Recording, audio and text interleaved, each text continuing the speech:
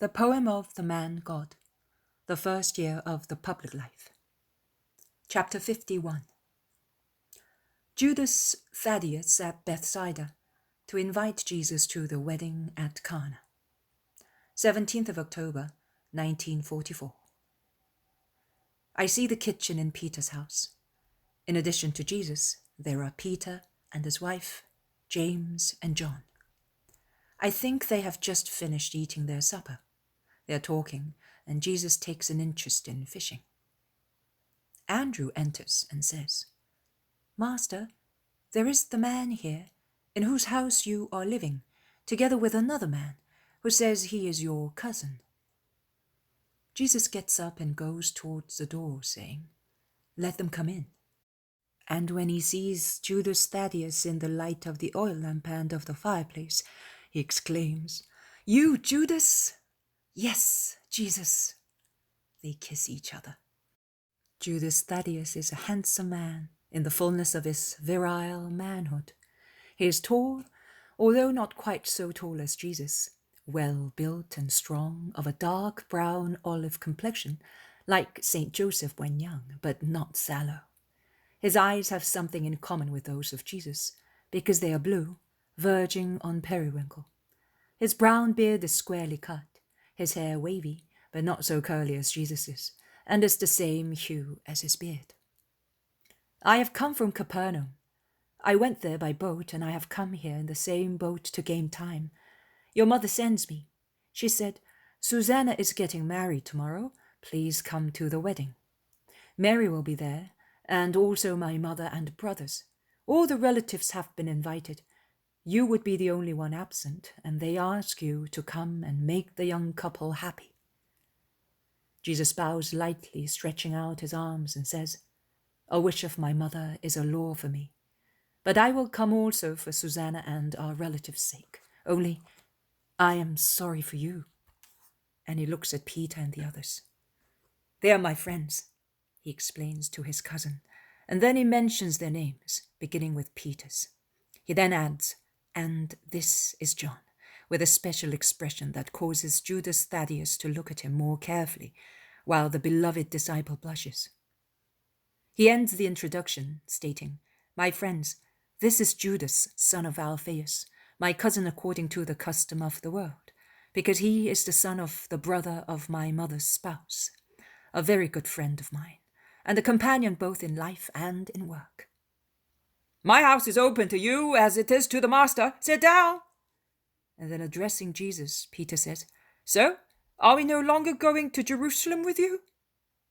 "Of course you will come. I will go after the wedding feast. The only difference is that I will not stop at Nazareth any longer." "Quite right, Jesus, because your mother is my guest for a few days. That is what we intend to do. She also will come there after the wedding." It is the man from Capernaum who speaks thus. "This is what we'll do. I will now go in Judas's boat to Tiberias, and from there to Cana. With the same boat, I will come back to Capernaum with my mother, and with you. You will come the day after the next Sabbath, Simon, if you still wish to come, and we will go to Jerusalem for Passover." "Of course I want to come. Nay, I will come on the Sabbath to hear you in the synagogue." "Are you already teaching, Jesus?" asks Thaddeus. "Yes, my cousin." "And you should hear his words. No one else speaks like him," exclaims Peter. Judas sighs. With his head resting on his hand, his elbow on his knee, he looks at Jesus and sighs. He seems anxious to speak, but does not dare. Jesus encourages him. "What is the matter, Judas? Why do you look at me and sigh?" "Nothing." "No, it must be something. Am I no longer the Jesus of whom you were fond? From whom you had no secrets?" "Of course you are. And how I miss you. You, the master of your older cousin." "Well then, speak."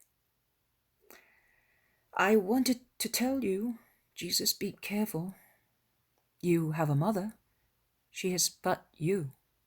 You want to be a rabbi, different from the others, and you know better than I do that that the powerful classes do not allow anything which may differ from the customary laws they have laid down.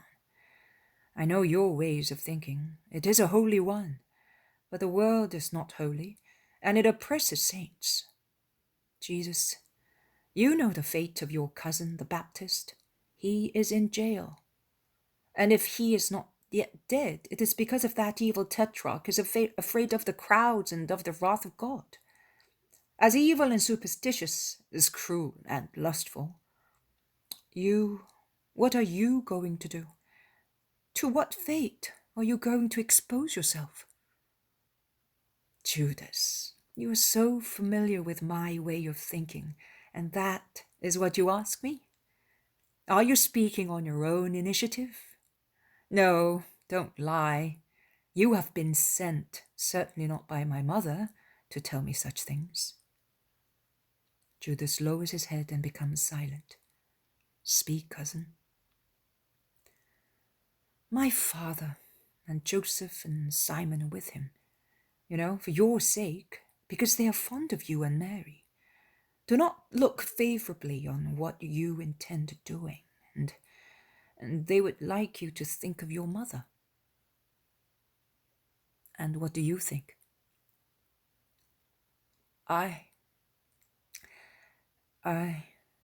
You're drawn in opposite directions by the voices coming from high above and those coming from the world.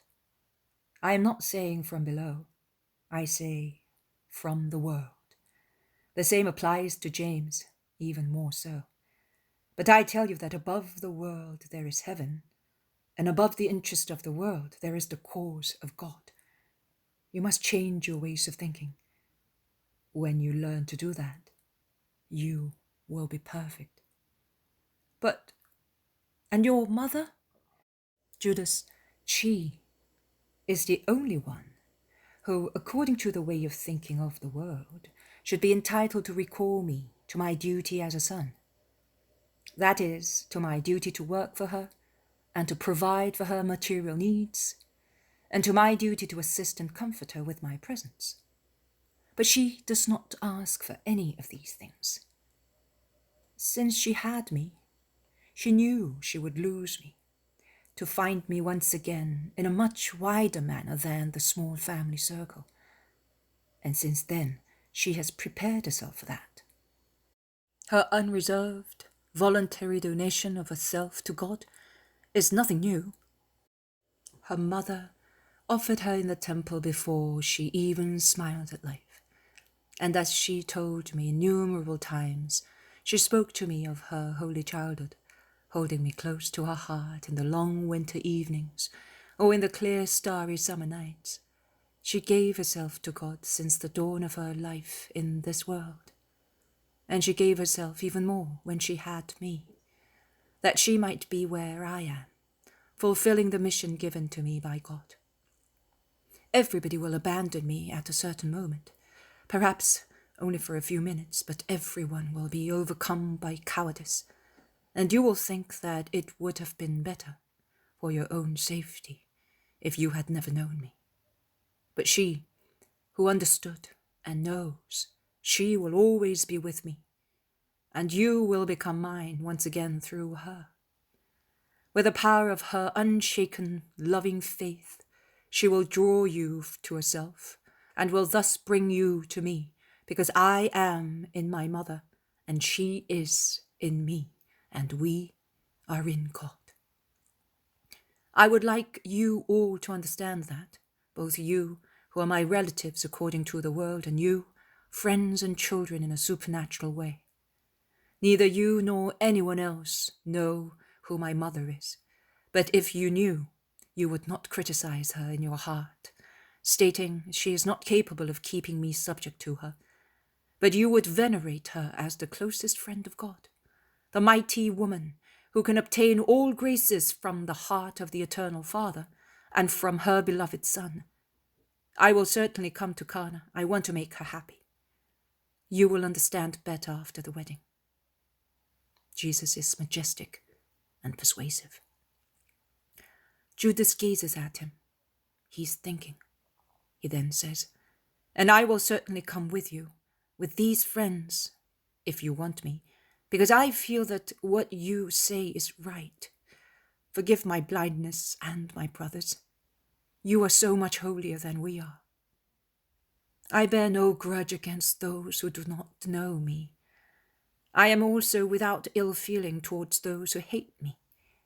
But I feel sorry for them, because of the harm they do themselves. What have you got in that satchel? Your tunic your mother sent you. It is a big feast tomorrow. She thinks that her Jesus will need it, so that he may not look out of place amongst all the guests.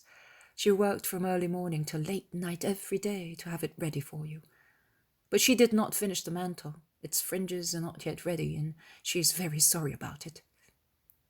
It does not matter.